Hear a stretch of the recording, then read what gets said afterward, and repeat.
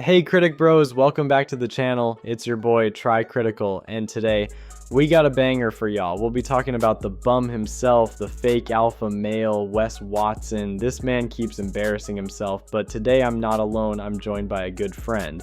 Yo, what's good, Try? What's up, everybody?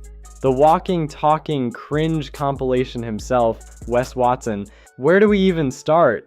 The constant screaming, the fake tough guy act, the I did time in prison, so now I'm better than you mentality.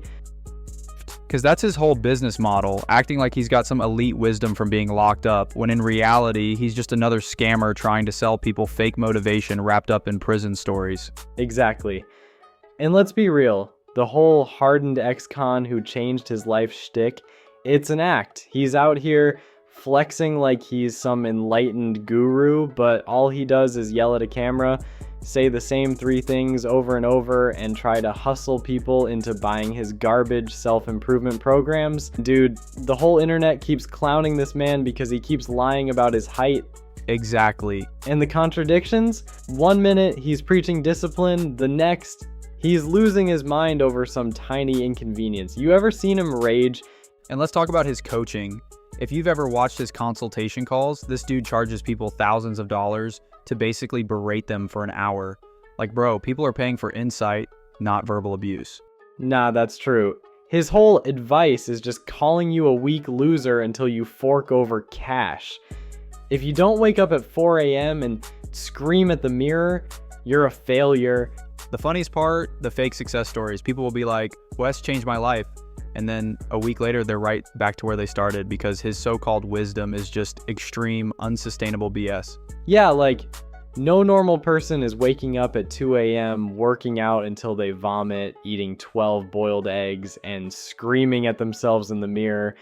That's psychosis, not self-improvement. Bro, it's like he's speedrunning a midlife crisis at all times. And the worst part, he shames people for not being like him. Like, sorry, Wes, but some of us actually enjoy life and don't want to live in a constant rage-induced manic episode. It's so ironic because he always talks about controlling your mindset, but his entire identity is based on rage. Dude probably punches the air when Uber Eats gets his order wrong. He's literally the definition of toxic masculinity. Like, yeah, discipline is good, but this dude pushes it to a point where it's just self-hatred in disguise. And the fake wealth flexing is insane. Always talking about, I'm a millionaire, I'm successful, but where's the proof? My guy's whole aesthetic screams rented cars and staged Airbnb photos.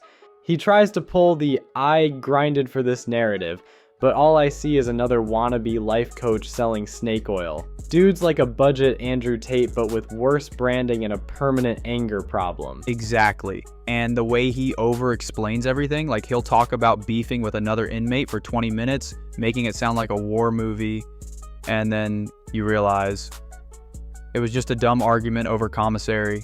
Yeah, and his prison stories, they don't even add up. He makes it sound like he was the ultimate shot caller, the most feared dude behind bars.